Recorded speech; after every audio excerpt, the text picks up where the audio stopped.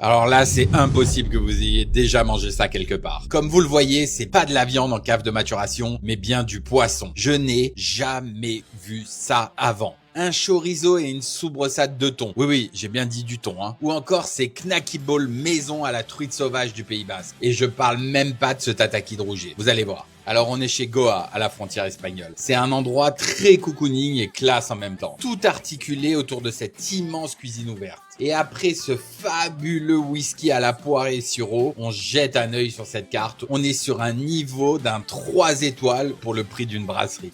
Allez, on commence par cette mise en bouche avec une tarama maison à l'huile de boutargue, citron brûlé et timut. Servi avec cette sublime brioche feuilletée maison, encore toute chaude. Bah quoi dire, une petite soie en bouche, hein. Ça commence super bien. On enchaîne dans la folie avec ce chorizo de thon rouge. Là, tous mes repères étaient biaisés. J'ai pris une claque avec cette soubresaute ou nduja en italien de poisson. Mes papilles s'attendaient à du carnet, et puis j'ai eu de l'iodé. Ça a tout bouleversé. Et ben, c'est ça qui donne des émotions en cuisine, justement. Puis on continue dans l'originalité avec ces knacky balls à la truite sauvage. Il fallait oser cette revisite, hein. Je sais pas ce que j'ai le plus aimé. Cette saucisse réinventée ou cette moutarde à l'estragon avec ses pickles de concombre hyper acidulés. Eh le Michelin, vous êtes où? On vous attend, hein.